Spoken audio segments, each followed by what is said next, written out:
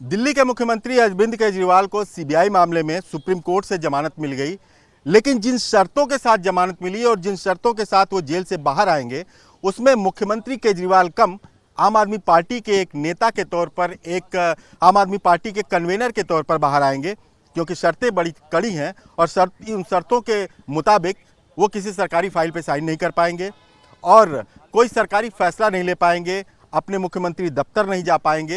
ये एक कड़ी शर्त है। लेकिन इसी तरह से देखा जाए तो झारखंड के मुख्यमंत्री हेमंत सोरेन जेल गए थे। जेल जाने से पहले उन्होंने इस्तीफा दिया था। जमानत के बाद वो फिर मुख्यमंत्री हुए और वो फुल फ्लेज्ड मुख्यमंत्री हैं। हर तरह से फैसला लेने में सक्षम है, हर फाइल पे साइन करने में सक्षम है। हमारे साथ सुप्रीम कोर्ट के वरिष्ठ वकील आर.के. सिंह साहब हैं। हम उनसे जानते हैं कि सर, ये इस तरह के फर्क क्यों और ये बेल कंडीशन में इस तरह की बातें क्यों? देखिए, ये जो बेल कंडीशंस इम्पोज किए गए हैं या जो बेल कंडीशंस सेट किए गए हैं, ये शर्तिया जो टेस्ट ऑफ कॉन्स्टिट्यूशनैलिटी है उसमें कहीं एक कॉन्ट्रडिक्शंस पैदा करेंगे भविष्य में जाकर के। एक चुने हुए मुख्यमंत्री को, वो जब जेल गए थे तो मुख्यमंत्री थे, उस दौर में भी मैंने बोला था कि ठीक है, कोई ऐसी बाध्यता नहीं है, कॉन्स्टिट्यूशनल बाध्यता नहीं है कि इनको रिज़ाइन करना चाहिए, लेकिन चूंकि हमारा संविधान एक लिविंग डॉक्यूमेंट माना जाता है, अगर वो लिविंग डॉक्यूमेंट है तो उसकी एक नैतिकता भी है, जिसको हम लोग कॉन्स्टिट्यूशनल मोरालिटी कहते हैं। और सुप्रीम कोर्ट ने अपने बहुत सारे जजमेंट में कॉन्स्टिट्यूशनल मोरालिटी की बात की है।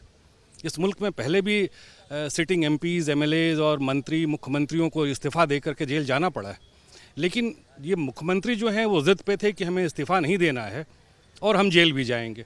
उस वक्त जब अदालत के पास ये मसला आया तो अदालत ने ये कहा था कि नहीं, हम इस डोमेन पे नहीं जाएंगे, जबकि कायदे से कॉन्स्टिट्यूशनल मोरालिटी का तकाजा ये था कि उनको इस्तीफ़ा दे देना चाहिए था। चलिए, कोई बात नहीं है। 3-4 महीने से दिल्ली का प्रशासन ऑलमोस्ट नेग्लिजिबल है, ग्राउंडेड है, बो डाउन है। अब इनको बेल मिलता है। बेल के कंडीशंस हैं। कंडीशंस क्या हैं कि आप मुख्यमंत्री तो रहेंगे, लेकिन मुख्यमंत्री के दफ्तर नहीं जाएंगे, फाइलों पे साइन नहीं करेंगे, कैबिनेट की मीटिंग्स नहीं करेंगे। तो जब आप ये 3 चीज़ करेंगे ही नहीं तो फिर दिल्ली का शासन चलेगा कैसे? तो कंप्लीटली एक ज़ीरो एडमिनिस्ट्रेशन के दौर में जा रही है दिल्ली। अगर वो जा रही है तो then I will suggest it's a fit case to be impose a president rule. राष्ट्रपति शासन लगा देना चाहिए, ठीक है। सुप्रीम कोर्ट ने कहीं ये नहीं कहा है कि आप मुख्यमंत्री नहीं रहेंगे, लेकिन संविधान में कहीं भी लेम डक मुख्यमंत्री का कोई प्रोविजन नहीं है। इधर आप मुख्यमंत्री हैं तो सारे अधिकारों के साथ हैं, अगर नहीं है तो किसी भी अधिकार के साथ नहीं है। आप एक बात याद कीजिए, इंदिरा गांधी का एक जजमेंट जो आया था उसमें बहुत बड़ी कंट्रोवर्सी हुई थी। ये कहा गया था, उस जजमेंट, इलाहाबाद के जजमेंट को जब स्टे किया था सुप्रीम कोर्ट ने, कि वेकेशन बेंच ने, जस्टिस अय्यर थे, उन्होंने कहा था कि आप एमपी तो रहेंगे, तब तक हम स्टे कर देते हैं जब तक वेकेशन बेंच है, लेकिन आप पार्लियामेंट के प्रोसीडिंग्स में पार्टिसिपेट नहीं करेंगे। एक अनप्रेसिडेंटेड क्राइसिस पैदा हो गई थी। ये तो दिल्ली की बात है, उस समय तो एक मुल्क की बात थी। तो ऐसे जजमेंट से एक फ्यूचर के कॉन्स्टिट्यूशनल क्राइसिस बनेंगे, इसमें कहीं कोई दो राय नहीं। आपने कॉन्स्टिट्यूशन मॉरलिटी की बात की। अब अगर हम बात कर रहे हैं हेमंत सोरेन और अरविंद केजरीवाल के बारे में, तो ये कह सकते हैं कि सोरेन ने कॉन्स्टिट्यूशनल मॉरलिटी को अडॉप्ट किया और इन्होंने अपनाया नहीं।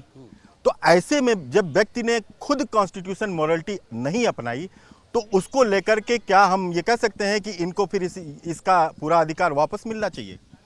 नहीं, अधिकार वापस मिलना चाहिए, नहीं मिलना चाहिए, that is a charity of the constitution on him.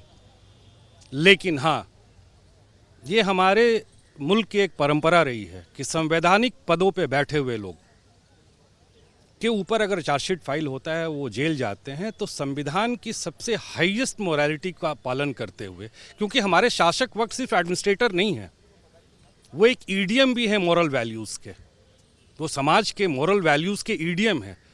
उनको ये दिखाना होता है कि आप इतने आसक्त नहीं हैं पदों से कि आप जेल भी चले जाएंगे लेकिन सत्ता में बने रहेंगे।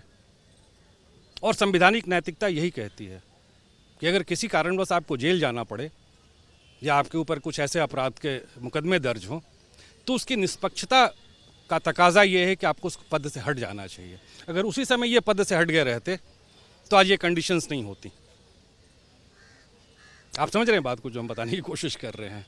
अगर उस समय ये इस्तीफा दे जैसे हेमंत सोरेन ने किया, जैसे हेमंत सोरेन ने किया, बहुत बतेरों ने किया, इसके पहले लालू प्रसाद यादव ने किया है, जयललिता ने किया है, बहुत सारे मंत्रियों ने किया है। ये कोई बहुत पहली बात तो नहीं है कि इस देश के मुख्यमंत्री या मंत्रियों को इस्तीफा देना पड़ा है।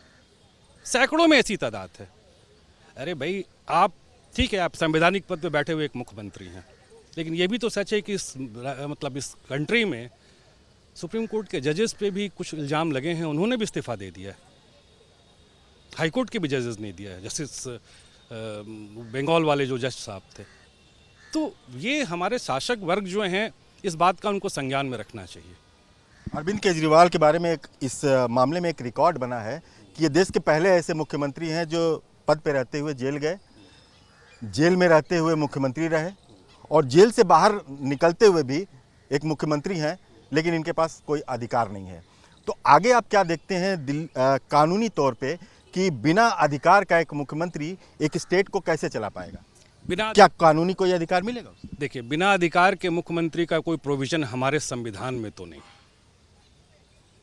मुख्यमंत्री के पद के साथ कॉन्स्टिट्यूशनल रिस्पॉन्सिबिलिटी है, कॉन्स्टिट्यूशनल ड्यूटी है। मैं आपके दर्शकों के लिए वो संविधान के प्रावधानों पे नहीं जा रहा हूँ। अदरवाइज़ बार बार होता क्या है कि जब एडवोकेट्स अपनी स्टेटमेंट देते हैं तो संविधान के प्रावधानों की बात करते हैं और सुनने वाले कंफ्यूज हो जाते हैं।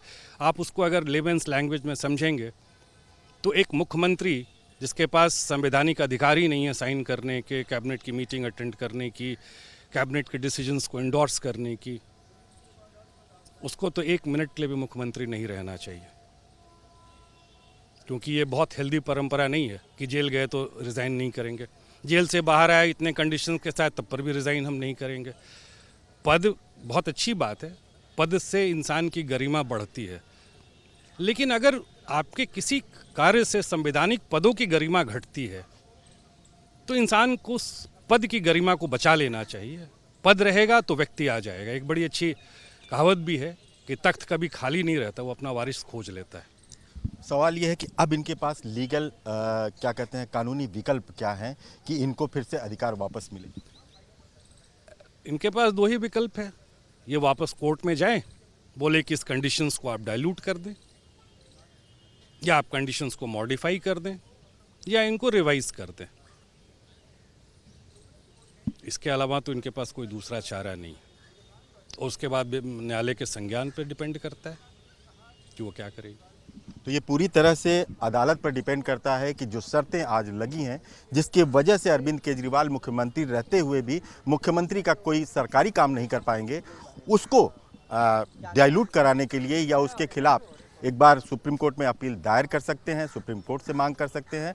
लेकिन फिलहाल कानूनी विशेषज्ञों की यही राय है कि अरविंद केजरीवाल की जो संवैधानिक नैतिकता थी, अगर उन्होंने शुरू में नहीं दिखाया तो ये उनकी बहुत बड़ी गलती थी।